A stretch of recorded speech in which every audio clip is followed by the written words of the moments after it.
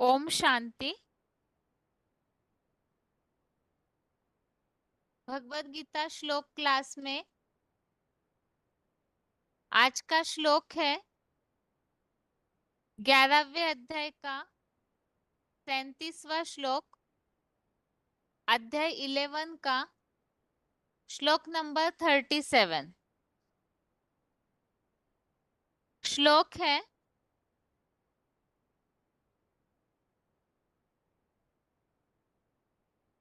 कस्माच्च ते न नमेरन महात्मन गरीयसे ब्रह्मणोऽप्यादिकर्त्रे अनंत देवेश जगन्निवास त्वमक्षरम सदसत्तत्परम यत्।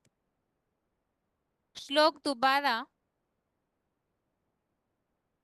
कस्माच्च ते न नमेरन महात्मन गरीयसे ब्रह्मणोऽप्यादिकर्त्रे अनंत देवेश जगन्निवास त्वमक्षरम सदसत्तत्परम यत्।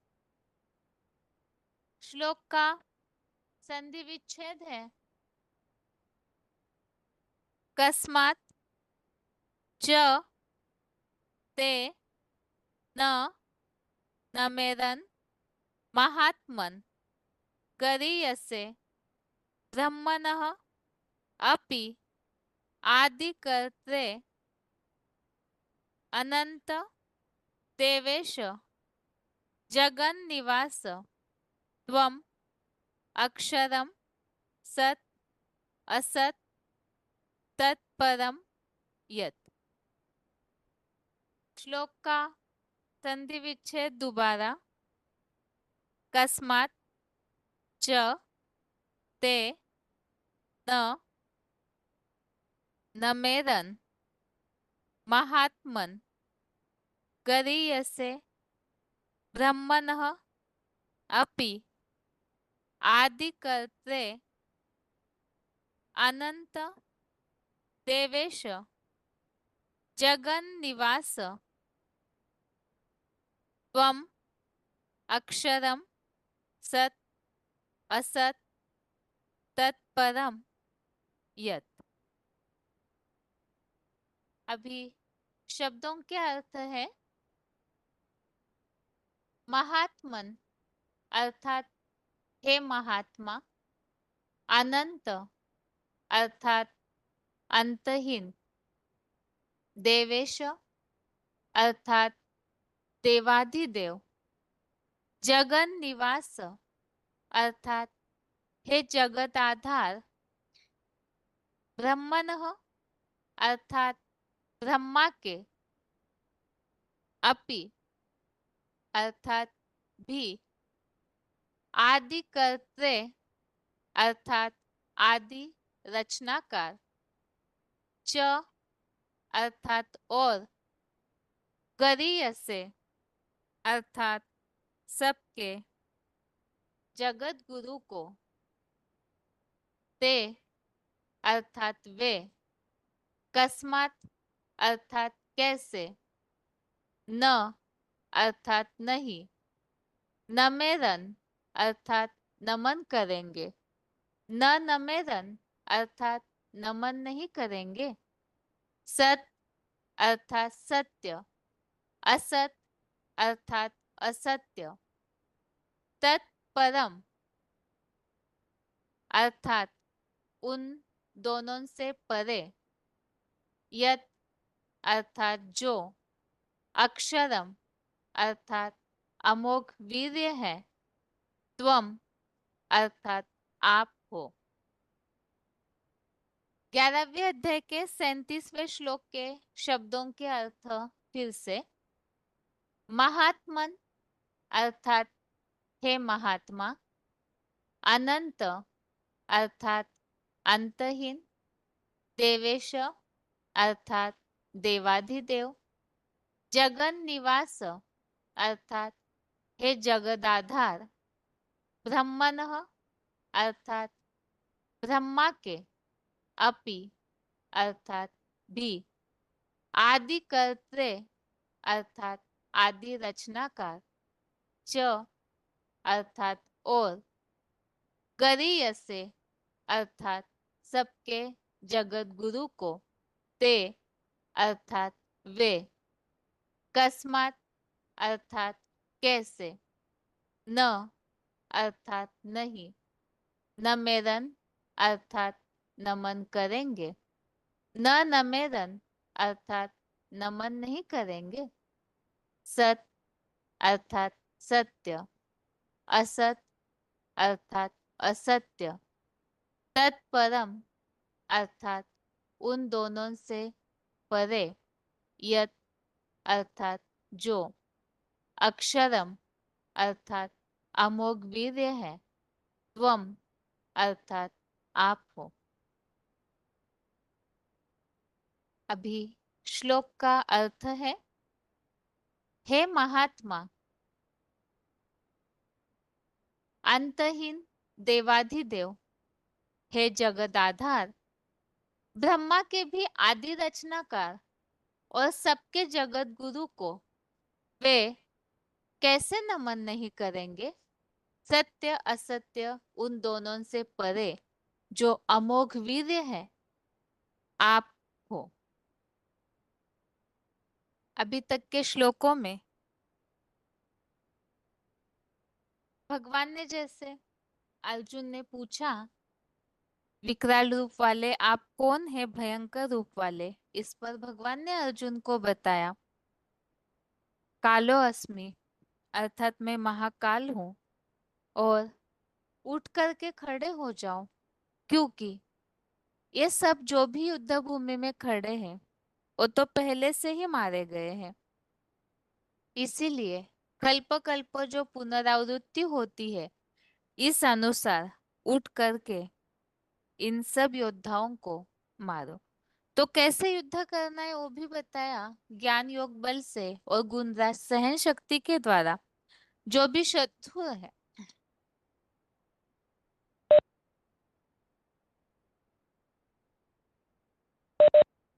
जो शत्रु है काम क्रोध आदि, उनको मारने के लिए बताया। अब इस पर अर्जुन ने भगवान से हाथ जोड़ करके ये बात बोली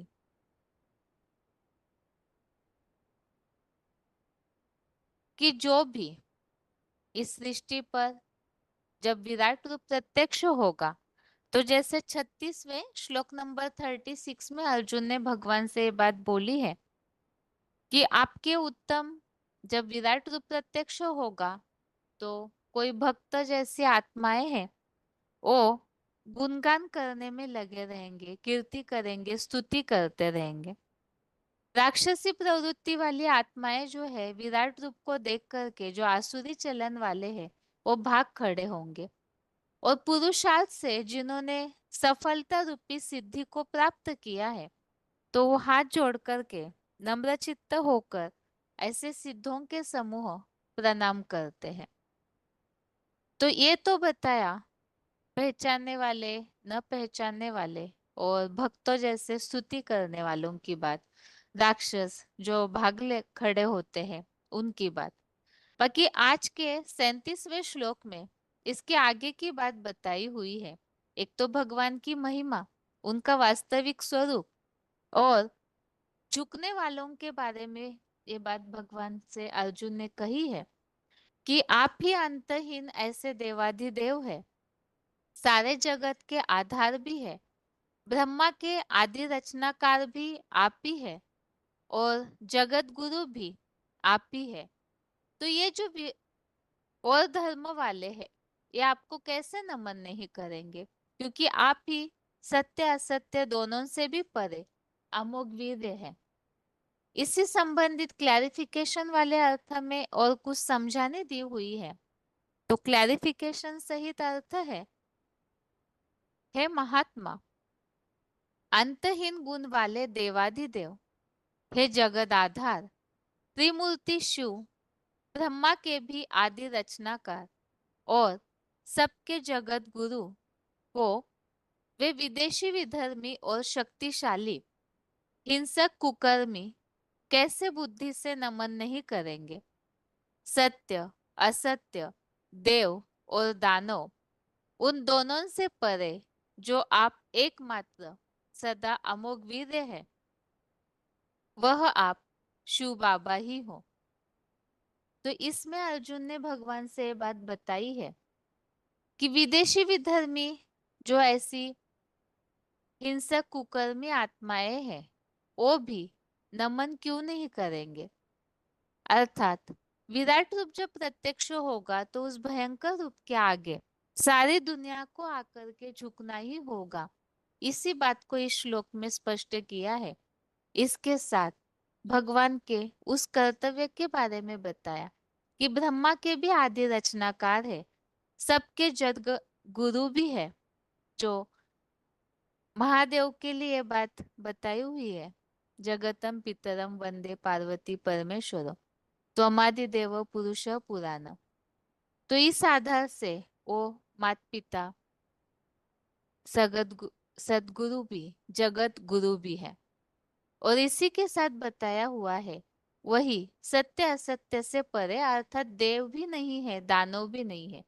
क्योंकि विराट रूप जब प्रत्यक्ष होता है तो वास्तव में वो परम पिता शिव समान बनी हुई जो हस्ती है, उन्हीं का विराट रूप है।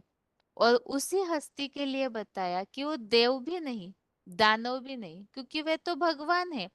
इसीलिए बताया देव दानव दोनों से भी वो परे और सत्य असत्य से भी परे, क्योंकि परमपिता शिव तो इस बंधन में आते ही नहीं है और सब बातों से ही परे है।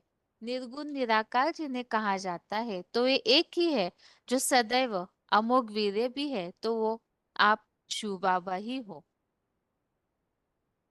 इसी संबंधित यहाँ श्लोक में समझाने दी हुई है। अभी गीता में और जहाँ कहीं भी इस संबंधित उल्लेख आए हुए हैं, जैसे सत्य असत्य से परे है, अमोघ वीर्य है, जगन निवास अर्थात जगत के आधार भी है, इसी संबंधित जहाँ उल्लेख आए हैं उन श्लोकों को रेफरेंस श्लोक के तौर पे देखते हैं। आगे है रेफरेंस श्लोक।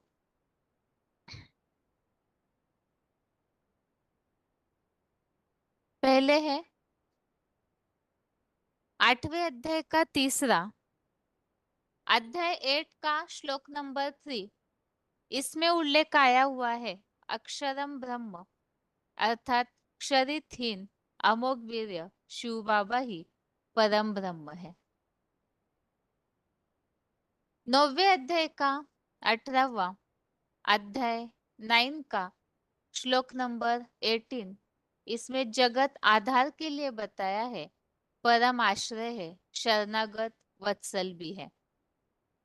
और 8वें अध्याय का 21, अध्याय 8 का श्लोक नंबर 21।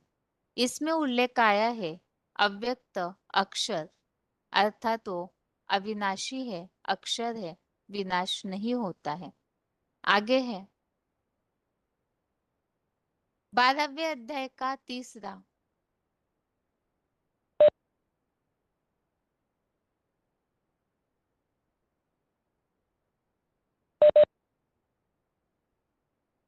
अध्याय 12 का श्लोक नंबर 3। इस श्लोक में उल्लेख आया हुआ है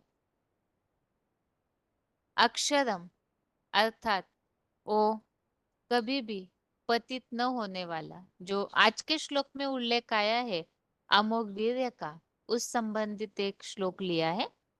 8वें अध्याय का तीसरा, अध्याय 8 का श्लोक नंबर 3। इसमें भी उल्लेख आया है अक्षरम ब्रह्म अर्थात क्षरितहीन अमोघ वीर्य। और 8वें अध्याय का 11वां, अध्याय 8 का श्लोक नंबर 11। इसमें भी उल्लेख आया है ब्रह्मवाणी के ज्ञाता जिसे अमोघ वीर्य बताते हैं, तो वो अमोघ वीर्य है। आगे है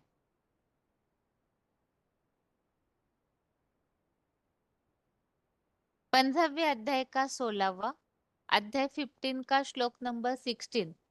उसमें भी तुलना करके यहाँ बताया है जो दो प्राणी है इस सृष्टि पर, क्षर और अक्षर, उनसे भी परे बताया हुआ है शिखर पर स्थित ब्राह्मण चोटी रूप अविनाशी अमोघ वीर्य जो सोमनाथ मंदिर का शिव बाबा कहा जाता है।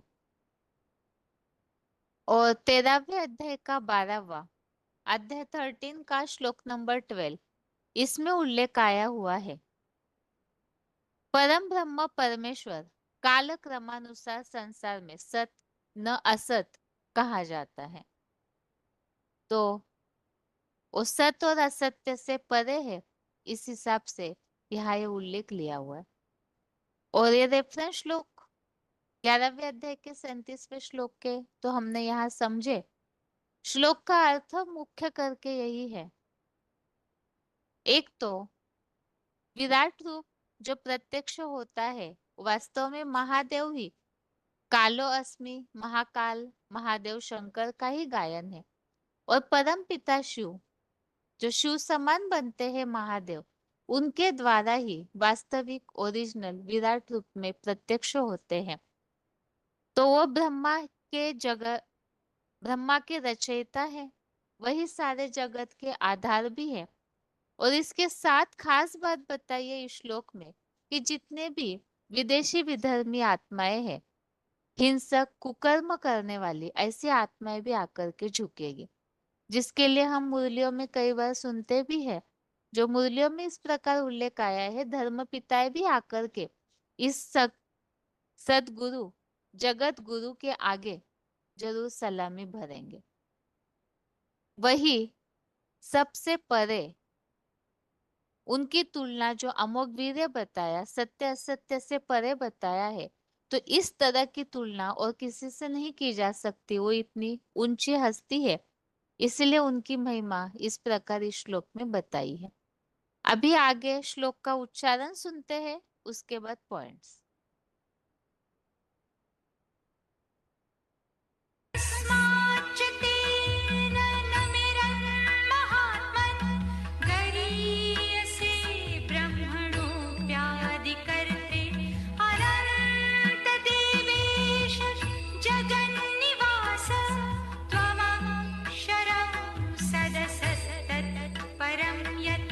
हे महात्मा, अंतहीन गुण वाले देवाधिदेव, हे जगदाधार, त्रिमूर्ति शिव ब्रह्मा के भी आदि रचनाकार और सबके जगत गुरु को वे विदेशी विधर्मी और शक्तिशाली हिंसक कुकर्मी कैसे बुद्धि से नमन नहीं करेंगे। सत्य असत्य, देव और दानव उन दोनों से परे, जो आप एकमात्र सदा अमोघ वीर हैं, वह आप शिव बाबा ही हो।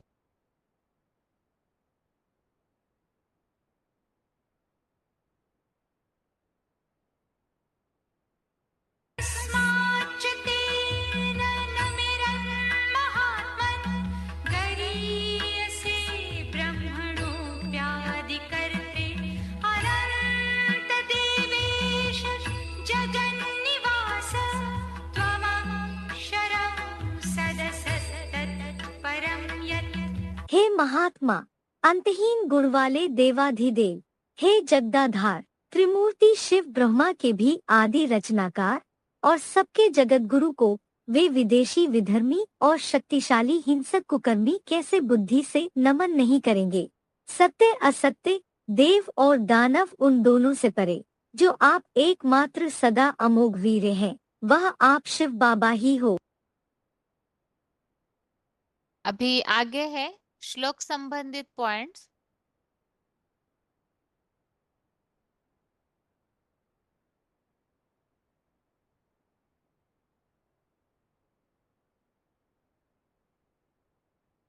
VCD नंबर 2331, VCD नंबर 2331, 2 घंटा 17 मिनट 2 आवर्स 17 मिनट्स के बाद से लिया हुआ पॉइंट है। विदेशी विधर्मी जगत गुरु को नमन करेंगे।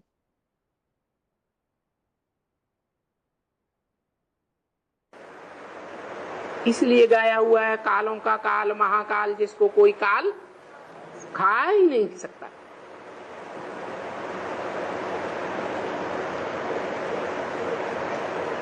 इसलिए गाया हुआ है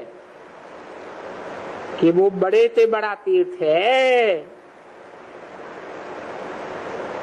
सर्व का सदगति दाता है, 500-700 करोड़ का भी सदगति, सच्ची गति का देने वाला। कैसी सच्ची गति? आत्मिक स्थिति की सच्ची गति, प्रैक्टिकल में सच्ची गति, या देवान में रहने की गति है? आत्मिक स्थिति में रहने की सच्ची गति देने वाला है। उसका जन्म स्थान यहाँ है, यहाँ माने भारत में है। तो ये सबका बड़े से बड़ा तीर्थ हो गया, ठिकाने लगने वाला स्थान, किनारे लगाने वाला स्थान। तीर माने किनारा। ऐसे है ना, ये सब जो भी यहाँ आवे, आए कर करके यह हुआ मेन। माना दुनिया के जो भी महान से महान धर्म पिताएं गाए हुए हैं, माने जाते हैं, वो सब कहाँ आवेंगे? है यहाँ आवेंगे, सलामी भरेंगे, परंतु समझ में पूरा नहीं आएगा। इसलिए अपने अपने कहाँ चले जाएंगे? अपने अपने विनाशी धर्मखंड में ही वापस चले जावे।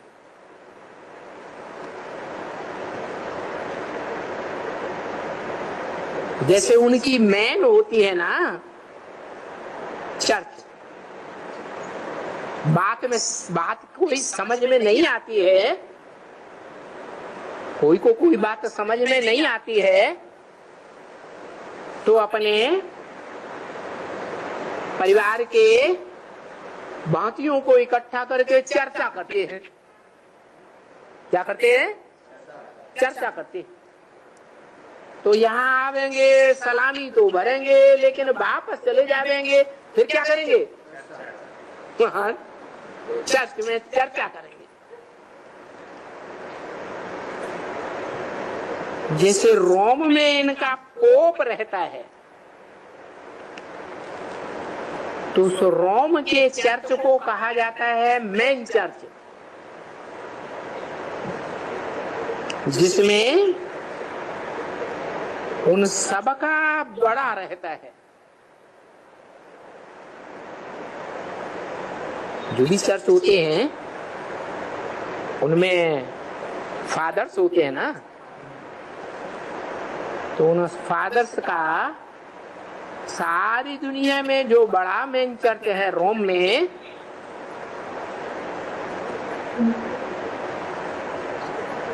वहां जाते हैं।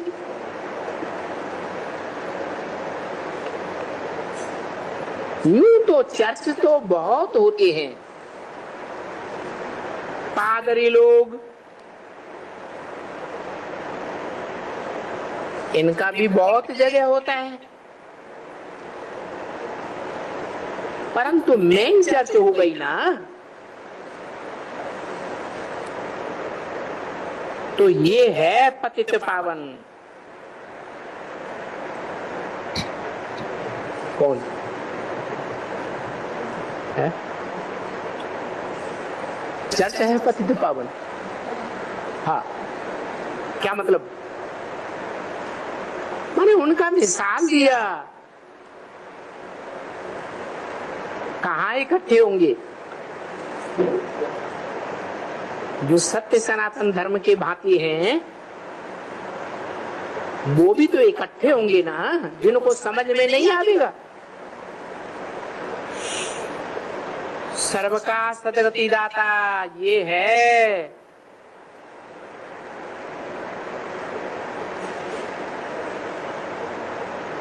मिसाल दिया, रोम में उनका बड़ा चर्च है,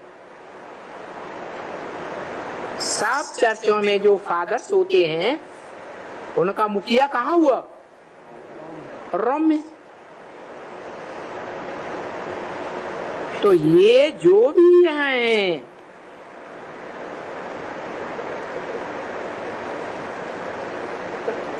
जैसे वो पादरी होते हैं, जो भी हैं सब का सदगति दाता जहां का जन्म है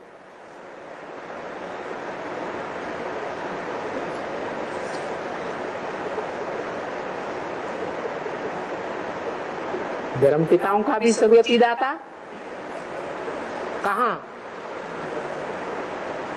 कहाँ? भारत में।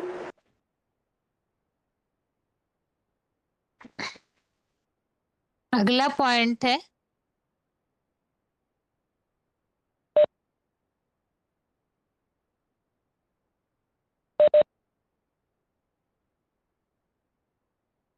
VCD number 1548, VCD number 1548, 48 minute 48 minutes के बाद से लिया हुआ पॉइंट है। शक्तिशाली हिंसक कुकर्मी भी नमन करेंगे।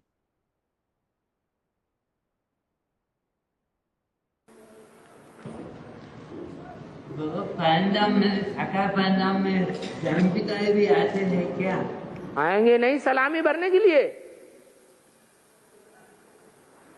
नहीं आएंगे? मालूम नहीं। क्यों नहीं आएंगे? वो भी हाँ? आके संदेश वो भी आकर संदेश लेंगे। दुनिया का विनाश होने वाला है, नई दुनिया बनेगी, लेकिन वो हमें नहीं चाहिए। स्वर्ग के सुख कागविष्टा समान। उस दुनिया में हम जाके क्या करेंगे जिसमें हमें कामेंद्रिय का सुख ही नहीं मिलेगा? उनके अंदर उस तरह का स्वभाव संस्कार है ही नहीं। जैसे नाली का कीड़ा होता है, उस नाली के कीड़े को नाली में से निकाल करके साफ सुथरे स्थान पर धूप में रख दिया जाए तो मरेगा या जिंदा रहेगा? है? खत्म हो जाएगा। ऐसे ही उनकी जिंदगी है। उन्हें वो नाली की जिंदगी ही अच्छी लगती है, जन्म जन्मांतर की। उसके अलावा कोई दूसरी सुख की दुनिया नहीं चाहते।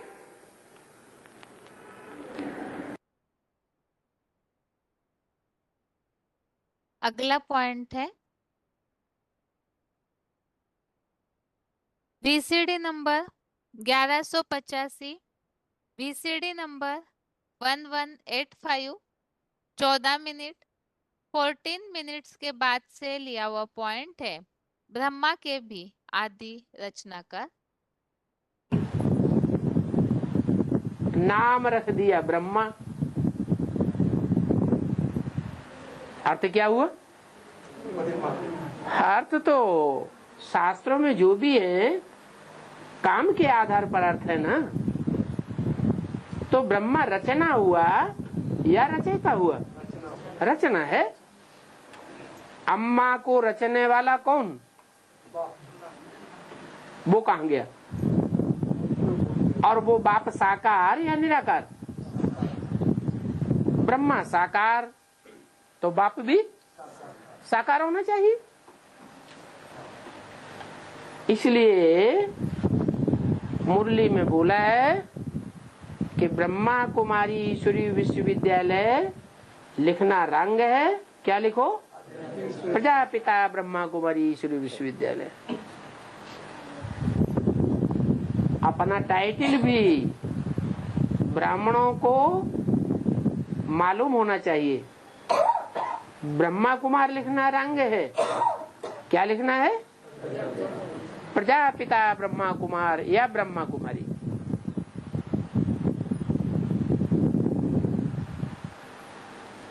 ब्रह्मा है, ब्रह्मा ने बड़ी माँ माने माँ बड़ी ते बड़ी माँ है, तो उसमें बीज डालने वाला कोई बाप भी तो चाहिए ना।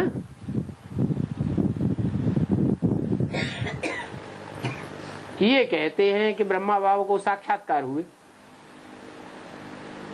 तो क्या साक्षात्कार होने से ये साबित हो जाता है कि निराकार भगवान शिव उसमें प्रवेश कर गए?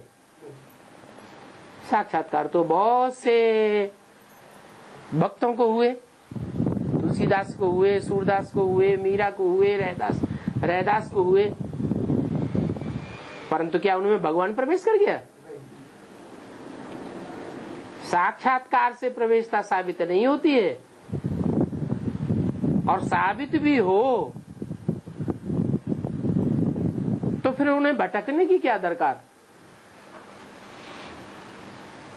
उन्होंने गुरु से पूछा, गुरु ने भी अनुभवता जाहिर की, वाराणसी में गए कि विद्वान पंडित आचार्य बतावेंगे इन साक्षात्कार को क्या रहस्य है। वहां से भी कुछ नहीं मिला।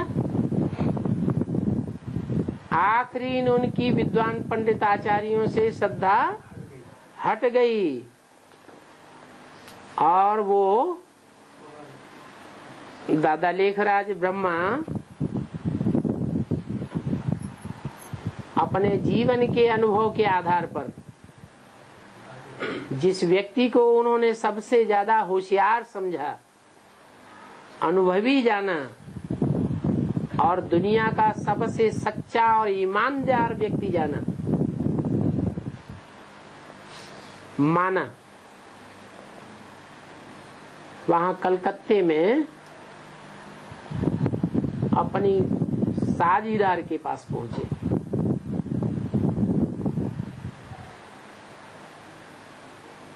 जहां से उनके साक्षात्कारों का रहस्य मिल गया। ज्ञान का बीजारोपण वहीं से हो गया।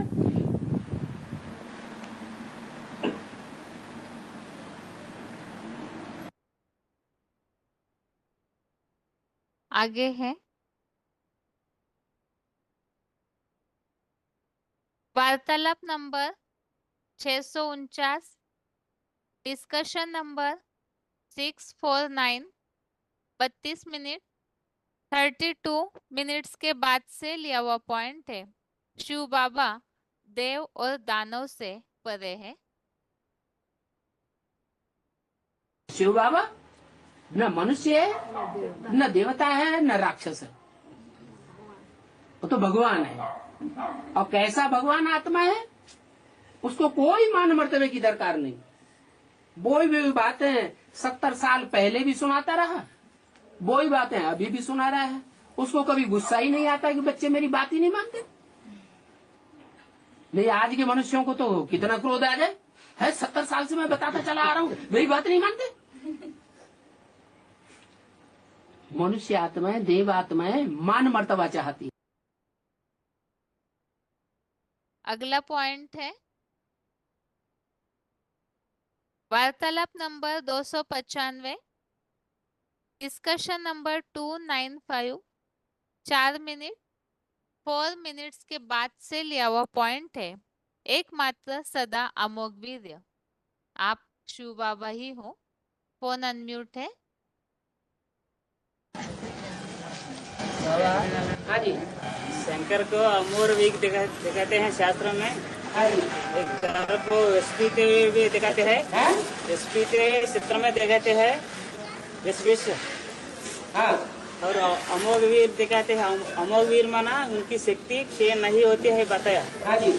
माना शक्ति माना आत्मा की शक्ति है, शरीर न शरीर की शक्ति क्षीण होती है, न आत्मिक शक्ति क्षीण होती है।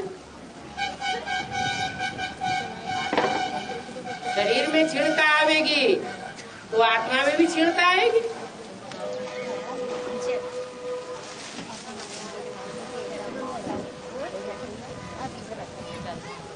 आत्मा में लगाव झुकाव पैदा होगा तो शरीर में भी अटैचमेंट आने से क्षीणता आवेगी।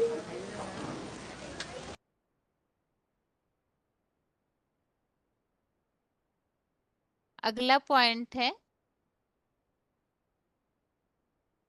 VCD number 1719, VCD number 1719, 15 minute 15 minutes के बाद से लिया हुआ पॉइंट, एकमात्र सदा अमोघ वीर्य। उनकी क्या महिमा है? इनकी शंकर की अमोघ वीर्य शास्त्रों में महिमा है ना। ये तो ज्ञान का सागर है ना, शांति का सागर है ना,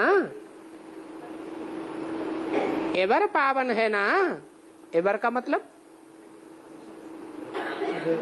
है दुनिया में जितने भी महात्माएं हैं, विद्वान पंडिताचार्य हैं, दुनिया के बड़े से बड़े जो भी पवित्र रहने वाले ब्राह्मण हैं, उन सब के मुकाबले कैसा है? ज्यादा प्योर है, एवर प्योर है।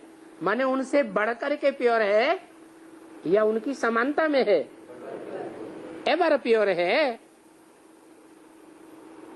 इनको पतित तो कोई नहीं कहेंगे,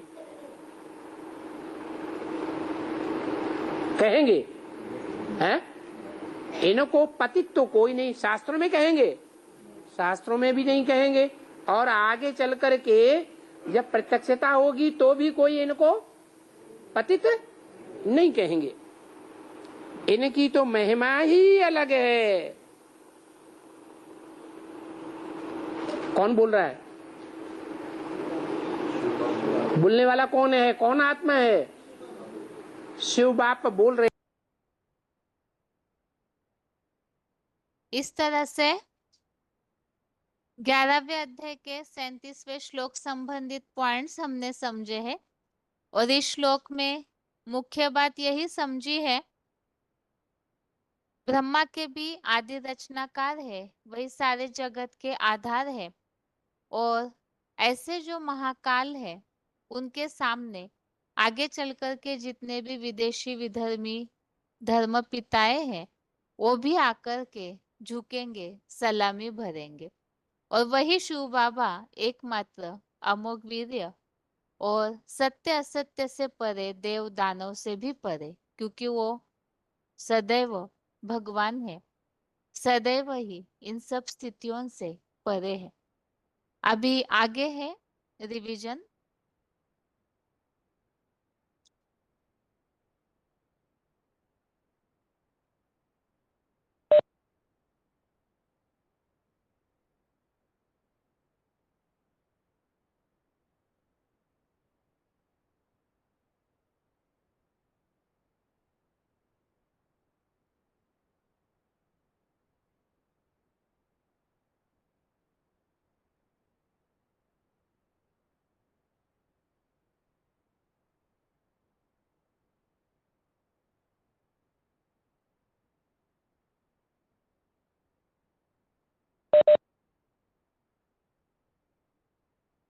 रिवीजन के लिए श्लोक है 9वें अध्याय का 24वां, अध्याय 9 का श्लोक नंबर 24। श्लोकों में हम यहाँ टॉपिक देख रहे थे, भगवान के जो उपासना करने वाले हैं उनकी कैटेगरी श्लोकों में बताई जा रही है, जिसमें हमने एक बात समझी कि जो अव्यभिचारी भक्त हैं पूरी तरह से ईश्वरीय सेवा में जो समर्पित होते हैं, तन मन धन सब कुछ ईश्वरीय सेवा में जो लगाते हैं, ऐसे निरंतर योगियों की अप्राप्त वस्तु की प्राप्ति और जो प्राप्त हुई वस्तुएं हैं उनकी रक्षा का भार स्वयं भगवान संभालते हैं, जिसके लिए बताया है मेरी सेवा में लगे रहने वाले कभी भी भूख नहीं मर सकते हैं। एक और हमने कैटेगरी समझी,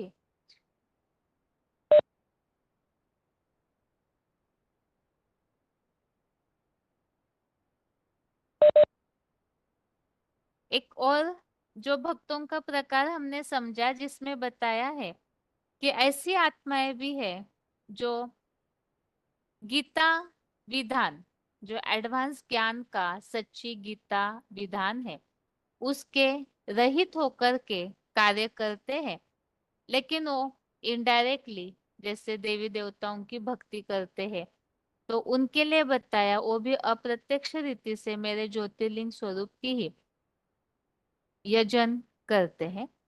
और आज के इस श्लोक में जो बात बताई है उसे देखते हैं। श्लोक नंबर 24 है, अहम ही सर्व यज्ञानां भोक्ता च प्रभुरेव च न तु माम भी जानन्ति तत्वेना तश्चवन्ति ते। श्लोक दोबारा, अहम ही सर्व यज्ञानां भोक्ता च प्रभुरेव च न तु माम अभिजानन्ति तत्वेना तश्चवन्ति ते। अर्थात क्योंकि मैं शिव ही नीची 7 कुरियों के ब्राह्मण सो अर्धदेवों की सभी यज्ञ सेवाओं का अविनाशी महादेव मूर्ति द्वारा स्वामी और उपभोग करने वाला हूँ, तो भी वे अधूरे ब्रह्मावत्स कर्मेंद्रियों की भागदौड़ के यज्ञ सेवी मुझ साधारण आदम तनधारी शिव बाबा को वास्तविक रूप से नहीं पहचान पाते। अतः द्वापर से द्वैतवादी इस्लामी बौद्धिक आदि विधर्मियों में पतित हो जाते हैं। तो इस श्लोक में ये बात बताई हुई है। वास्तव में सभी यज्ञ सेवाओं का उपभोग करने वाला और स्वामी शिव है, और उसके बावजूद भी महादेव के द्वारा ही जितनी भी यज्ञ की सेवाएं होती है वो सब कुछ महादेव द्वारा परमपिता शिव के पास ही पहुंचता है। लेकिन उसके बावजूद भी जो अधूरे ब्रह्मावत्स है, वो अधूरे ब्रह्मावत्स जिनके लिए ऊपर के वाक्य में बताया, नीची 7 कुरियों के ब्राह्मण सो अर्धदेव। एक तो है कि पूरी तरह से अव्वल नंबर कैटेगरी के ब्राह्मण जो पूरे 84 जन्म लेते हैं और संगम युगी स्वर्ग भी देख पाते हैं, और उनके अलावा जो भी कम कैटेगरीज की आत्माएं हैं, जो 7 कुरियों के ब्राह्मण पिछले धर्मों में, जो नीच धर्मों में कन्वर्ट होने वाली ऐसी आत्माएं, उन्हें अर्धदेव बताया क्योंकि वो पूरे देवताई पद की प्राप्ति नहीं कर पाते ऐसे। क्योंकि जो यहाँ ब्राह्मण बनते हैं वही तो जाके देवता बनते हैं, तो यहाँ अधूरे ब्राह्मण सो वहां स्वर्गीय दुनिया में अर्धदेव बनते हैं, अधूरे देवता बनते हैं, शुरुआत से सतयुग रूपी स्वर्ग में नहीं आते हैं। तो ऐसे जो अधूरे ब्रह्मावत्स है उनके लिए बताया कि वो कर्मेंद्रियों की भागदौड़ के यज्ञ सेवी है। कर्मेंद्रियों की भागदौड़ की यज्ञ सेवा को ज्यादा महत्व देते हैं, और बाकी जो बात है मन से सेवा करने की, बुद्धि से शिव बाबा को याद करने की, उसे महत्व न देने के कारण जो साधारण तन में आए हुए शिव बाबा है उन्हें वास्तविक रूप से नहीं पहचान पाते हैं। अतः द्वापर से द्वैतवादी इस्लामी बौद्धि आदि विधर्मियों में पतित हो जाते हैं। तो इस तरह से इस श्लोक में ये बात बताई हुई है।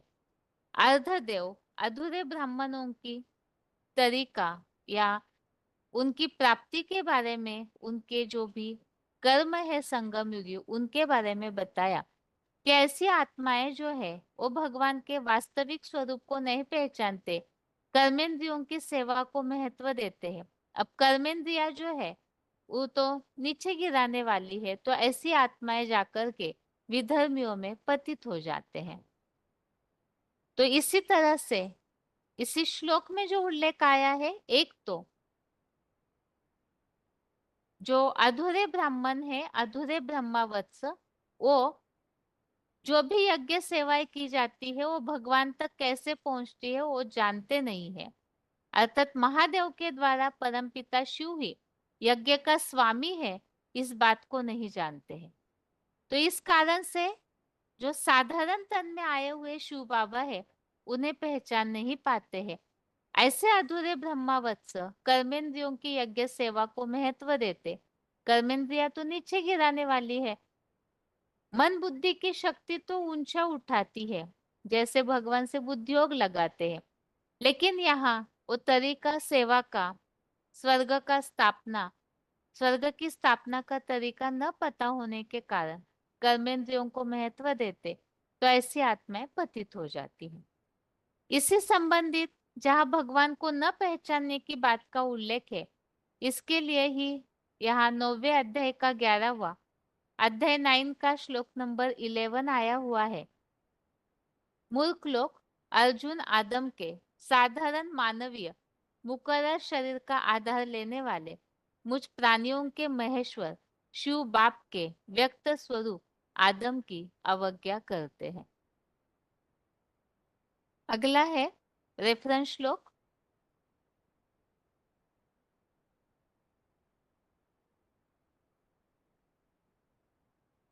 सातवें अध्याय का 15वां अध्याय 7 का श्लोक नंबर 15। इसमें भी उल्लेख आया हुआ है कि महामाया द्वारा जिनका ज्ञान हर लिया गया है, ऐसे आसुरी हिंसा के मनमाने भावों के आश्रित हुए दुष्कर्मी नीच मनुष्य मूर्ख लोग मेरी शरण में नहीं आते। अब पहचानते नहीं है तो शरण में आएंगे कैसे? 9वें अध्याय का 3 अध्याय 9 का श्लोक नंबर 3। इसमें उल्लेख आया है सच्ची गीता वर्णित धर्म में अश्रद्धालु लोग मुझे नहीं पाते हैं। जो आज के श्लोक में मुख्य उल्लेख इसी बात पर है कि जो कर्मेंद्रियों के यज्ञ सेवी है वो साधारण तन में आए हुए भगवान को नहीं पहचानते तो विधर्मियों में जाकर पतित हो जाते हैं।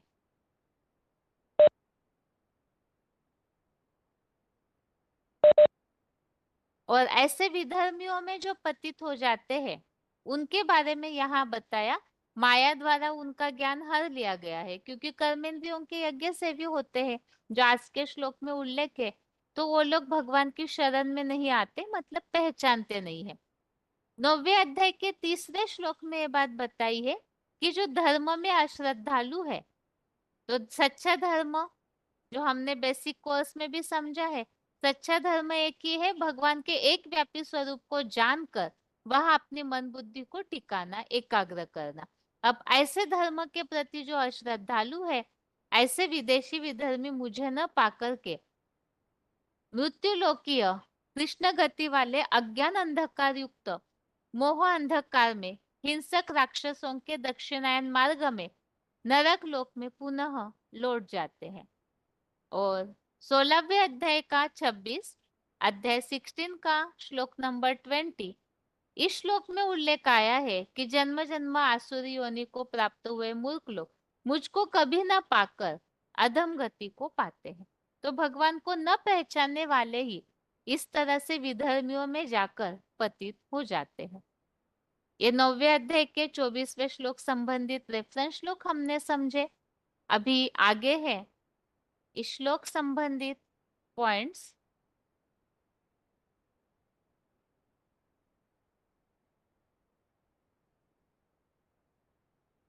पहला पॉइंट है VCD number 1647, VCD number 1647 57 minute 57 minutes के बाद से लिया हुआ पॉइंट है नीची कुरियों के ब्राह्मण सो अर्धदेव। वो नीच ब्राह्मण बनते हैं, नीची कुरी के ब्राह्मण हैं, और जो मुखवंशावली है वो ऊंची कुरी के ब्राह्मण हैं। ब्रह्मा की औलाद तो सब हैं, ब्रह्मा की औलाद को ब्राह्मण कहा जाता है, लेकिन कोई है पक्के ब्राह्मण और कोई है कच्चे ब्राह्मण। जो पक्के ब्राह्मण हैं तो पक्के देवता बनते हैं, पूरे 84 जन्म लेने वाले, और जो कच्चे ब्राह्मण हैं वो कच्चे देवता बनेंगे। कितने जन्म लेंगे? 84 जन्म लेंगे या कम जन्म लेंगे? कम जन्म लेने वाले कम कलाओं वाले देवता बनेंगे। जो कम कलाओं वाले देवता बनेंगे वो द्वापर युग से कन्वर्ट हो जाएंगे। अभी प्रैक्टिकल में देखने में आता है या नहीं आता है? बन रहे हैं या नहीं बन रहे हैं? हैं? बन रहे हैं। जो पक्के मुखवंशावली हैं वो ब्रह्मा के मुख से जो निकले हुई मुरली के महावाक्य हैं उनको ही फॉलो करते हैं, उन पर ही अमल करते हैं। और जो कच्चे ब्राह्मण हैं वो मुरली के महावाक्यों की परवाह नहीं करते। अगला पॉइंट है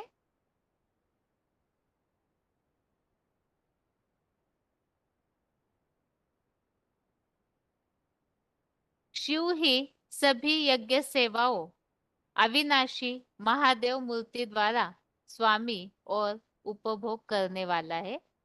वार्तालाप number 1678, discussion number 1678, 34 minute 34 minutes के बाद से लिया हुआ पॉइंट।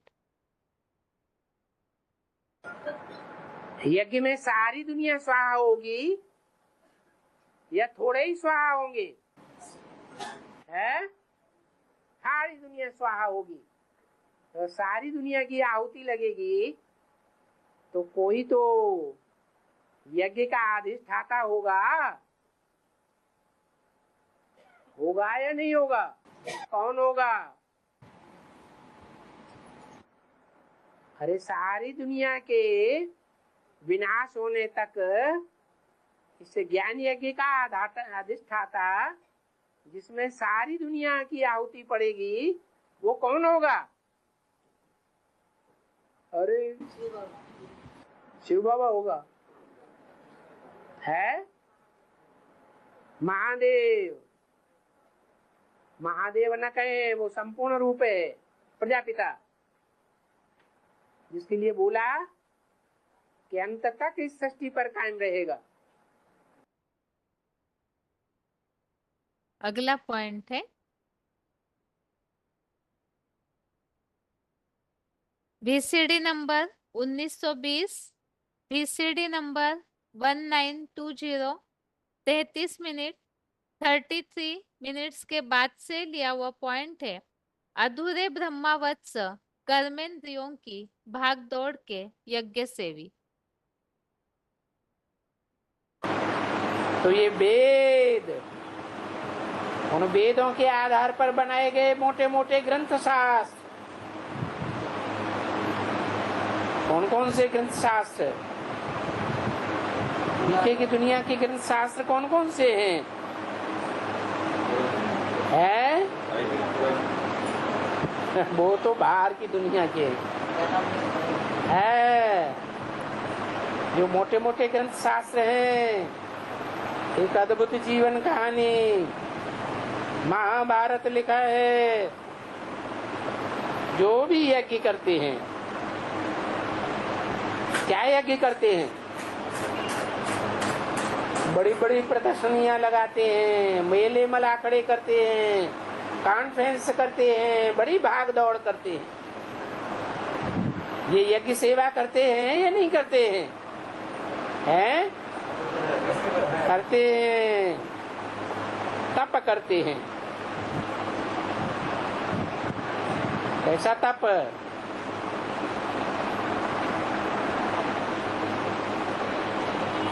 है?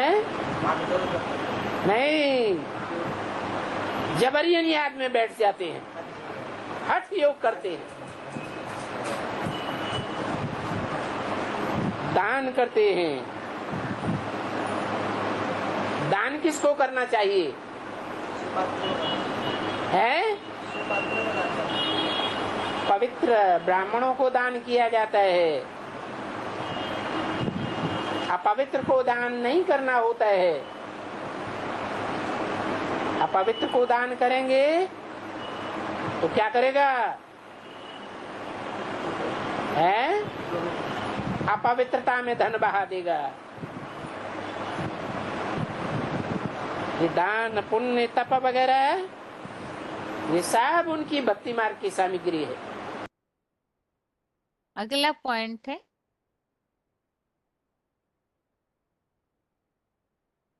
VCD नंबर 2307, VCD नंबर 2307, 2 घंटा 21 मिनट 2 आवर्स 21 मिनट्स के बाद से लिया हुआ पॉइंट है।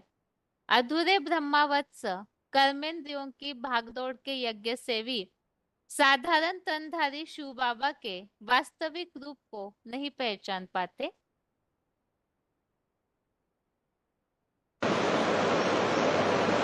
बाबा बोले बेचारे सर्विस नहीं करते। क्या? जब म्यूजिक बजा तो बाबा ने क्या बोला? ये बेचारे क्या नहीं करते? सर्विस नहीं करते। क्या सेवा नहीं करते? हा? अरे मूल सेवा क्या है? बाप की पहचान। बाप को जानते हैं ये ब्रह्मा और ब्रह्मा कुमार कुमारी जानते हैं। जब खुद ही नहीं जानते तो बाप की पहचान कैसे देंगे? देंगे? सर्विस करेंगे? पहचान देने की सेवा करेंगे? करेंगे? नहीं कर सकते। कितना टाइम वेस्ट करते हैं। क्या बोला है? ये बेचारे कौन एक हैं या बहुत हैं? है ये एक की बात नहीं है। इसके जितने भी फॉलोअर्स हैं, इसकी गोद में पलने वाले जितने भी कम कुरियों वाले ब्राह्मण हैं,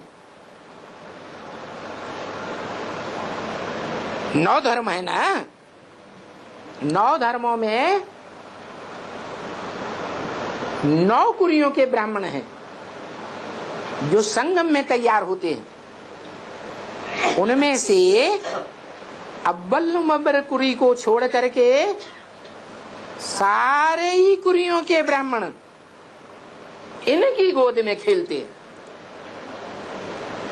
गोद में खेलते हैं माना कुखवंशावली है या मुखवंशावली है। कुख माने गोद, कुख माने कोख माने गोद। तो ये सारे के सारे दादा लेखराज ब्रह्मा की गोद में खेलने वाले कुखवंशावली ब्राह्मण हैं। ये कितना टाइम वेस्ट करते हैं। टाइम सफल हुआ। 80 साल सेवा की, भागदौड़ की, बड़े बड़े भाषण दिए, कॉन्फ्रेंस की, मेले मलाखड़े किए, या टाइम बर्बाद कर दिया है? जैसे 63 जन्म भक्ति की, कोई फायदा नहीं हुआ और ही नीचे गिरते गए। ऐसे ही ये भक्ति मार्ग वाले भक्तों की शूटिंग कौन करते हैं? ये रिहर्सल कौन करते हैं? है? जो खुद बाप को नहीं जानते, नहीं पहचानते और दूसरों को भी बाप का पहचान नहीं दे सकते। कितना टाइम वेस्ट करते। आगे है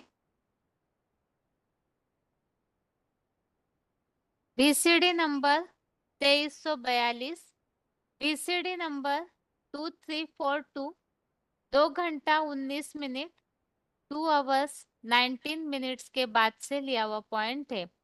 साधारण तनधारी शिव बाबा के वास्तविक रूप को नहीं पहचान पाते, अतः द्वापर से द्वैतवादी, इस्लामी, बौद्धि आदि विधर्मियों में पतित हो जाते हैं। जिन मनुष्य आत्माओं के बीच में देवात्माएं भी इस दुनिया में मौजूद हैं, जिन्होंने सतयुग त्रेता में जन्म लिए थे, और राक्षसी आत्माएं भी मौजूद हैं जो सतयुग त्रेता में जन्म नहीं लेती, सिर्फ द्वैतवादी द्वापर युग में जन्म लेती है, दैत्यों के बीच में आकर के जन्म लेती है, राक्षसी ही बनती है। जो गीता में लिखा है मूढ़ा जन्मने जन्मने, वो मूढ़ है, मूर्ख लोग मुझे साधारण तन में आए हुए परमात्मा को नहीं पहचान पाते। उनकी क्या गति होती है? वो मूर्ख जन्म जन्मांतर इसी नारकीय दुनिया में जन्म लेते हैं, जो नर रूपी मनुष्यों के द्वारा बनाई जाती है। नर ही नरक बनाता है। ये इब्राहिम बुद्ध क्राइस्ट देवता थे या नर थे? हैं? नर ही थे। इस तरह से 9वें अध्याय के 24वें श्लोक का अर्थ हमने समझा है। और इसके बाद आज के श्लोक को एक बार फिर से रिवाइज करते हैं।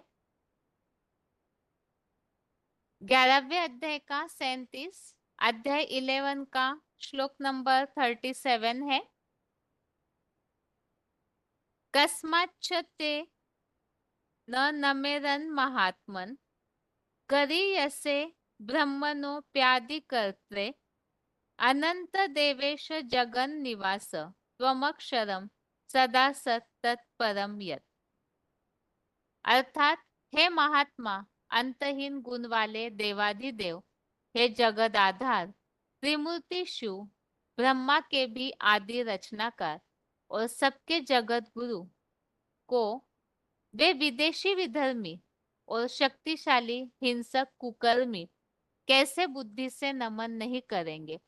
सत्य असत्य, देव और दानव, उन दोनों से परे जो आप एकमात्र सदा अमोघ वीर्य है, वह आप शिव बाबा ही हो।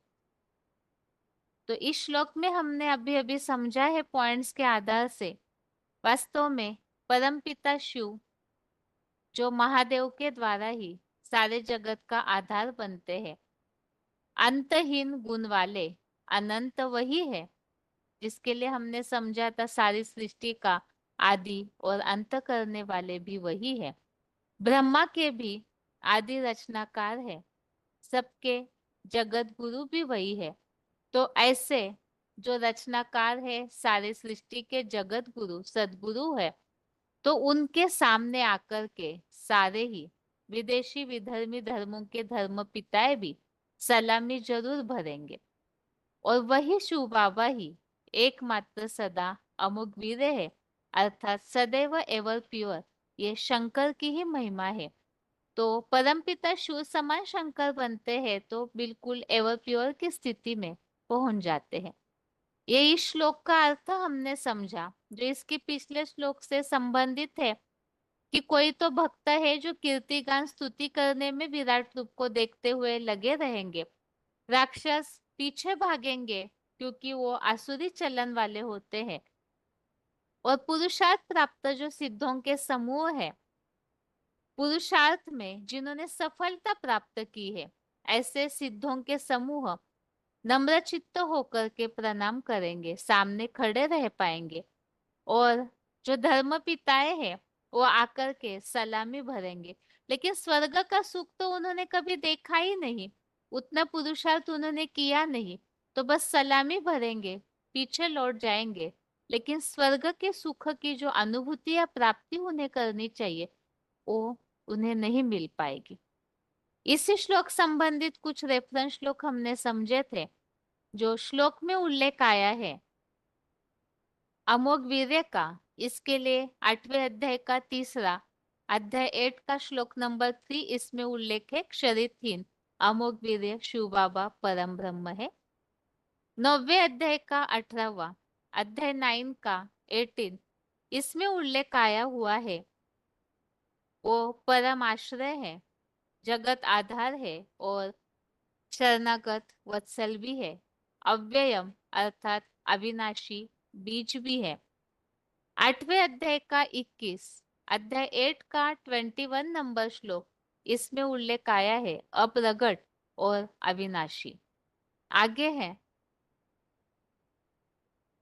12वें अध्याय का 3रा अध्याय 12 का श्लोक नंबर 3, इसमें उल्लेख आया हुआ है क्षरितहीन अमोघ वीर्य। 8वें अध्याय का 11वां अध्याय 8 का श्लोक नंबर 11, इसमें उल्लेख आया है अमोघ वीर्य का। आगे है 15वें अध्याय का 16वां अध्याय 15 का श्लोक नंबर 16, इसमें भी उल्लेख आया हुआ है। यहाँ तुलना बताई है। दो प्रकार के प्राणी होते हैं, क्षर और एक अक्षर। उसमें बताया हुआ है कि जो परम ब्रह्म लोकवासी मनसा स्थिति से काशी कैलासी एवरेस्ट शिखर पर स्थित ब्राह्मण चोटी रूप अविनाशी अमोघ वीर्य कहा जाता है। और 13वें अध्याय का 12वां अध्याय 13 का श्लोक नंबर 12, इसमें उल्लेख आया हुआ है सत न असत कहा जाता है। जो परम ब्रह्म परमेश्वर है और जो सत्य असत्य से भी परे है, ऐसे बताया हुआ है। तो इस तरह से हमने 11वें अध्याय के 37वें श्लोक का अर्थ भी आज के क्लास में समझा। और इसके साथ ही 9वें अध्याय के 24वें श्लोक में हमने समझा है जो ऐसे भी भक्त है जो भगवान के वास्तविक स्वरूप को नहीं पहचानते हैं, अधूरे ब्रह्मावत्स है। अधूरे ब्रह्मावत्स अर्थात अधूरे ब्राह्मण सो अर्ध देव, जिनके लिए हमने समझा 7 कुदियों के ब्राह्मण जो सतयुग में कम जन्म लेने वाली आत्माएं हैं। ऐसे यहाँ अधूरे ब्राह्मण बनते हैं और उनकी निशानी बताई है। कर्मेंद्रियों के भाग दौड़ के वो यज्ञ सेवी होते हैं। और ऐसी आत्माएं फिर जाकर के, क्योंकि शिव के साकार स्वरूप जो साधारण तन में आते हैं उसे न पहचानने के कारण ऐसी आत्माएं फिर विदेशी विधर्मियों में जाकर पतित हो जाती हैं। जिसके लिए हमने समझा है धर्म में जो अश्रद्धालु होते हैं वो फिर द्वापर युग से मृत्यु लोक की गति को प्राप्त करते हैं। इस तरह से ये आज के दोनों श्लोकों को हमने रिवीजन सहित समझा। अभी आज के लिए गीता क्लास यहाँ पूरा करते हैं। ओम शांति।